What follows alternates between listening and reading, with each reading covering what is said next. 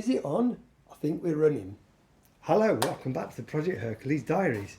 I have finally finished the oil tank preparation, ready to give to my mate Neil, who's going to weld it up for us. Now it's been quite tricky because these bosses here, which are the intended method of attaching the oil tank to the down tube with a left-handed threading, I've done a few videos about those, they need to be absolutely square and true coming out of here, and once they're welded in place there's no moving them.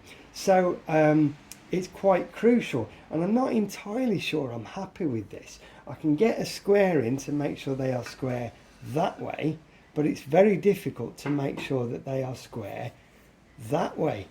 And what I don't want is for one of them to come out like this and the other one to come out like that, because it would look awful, and it means that when you mount the tank it won't be straight onto the down tube. And because the down tube is straight and this tank is straight, if one isn't in line with the other it will look awful. Equally, if one of them came out like that and one of them came out like that, it would be no good, or like that, or like that.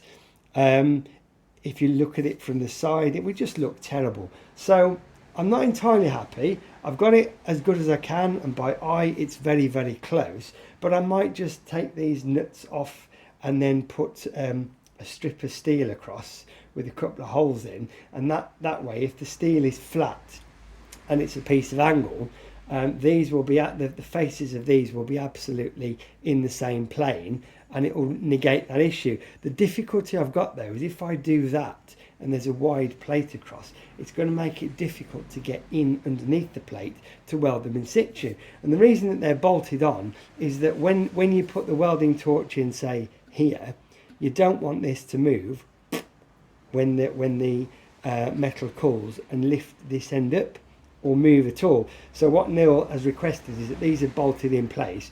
He puts a spot on the 4 points of the compass around the outside to hold it, then takes the bolts out and then welds all the way around, which is very sensible. So I'm torn between do it by eye, take a chance, or make a proper jig and risk that it makes it difficult or impossible to weld. So I don't know, what do you think? Leave us a comment. I've put the unions on in place as well, and I've marked the 2 bits with indicators so that Neil knows where to weld the top, because obviously if that's in the wrong place it makes the oil pipes a little bit more messy, doesn't it? You know, the oil pipe should follow a nice run. So that's how it's going to look. Looks a bit more like a porcupine now, or an unexploded bit of ordnance you might find on a beach on holiday in Dunkirk or something. So I want to offer it up to the bike and show you how it's hopefully going to look when it's all together. So there's the front of the bike. Obviously that's the engine. These are the front forks. That's the down tube where it's going to be attached, and something like that is how it's going to look. So obviously you can see it's quite critical that these are completely straight, because if they're coming out at different angles it's just going to look awful and the whole thing would have to be rethought. So that's where we're at the moment. That's more or less how it's going to look.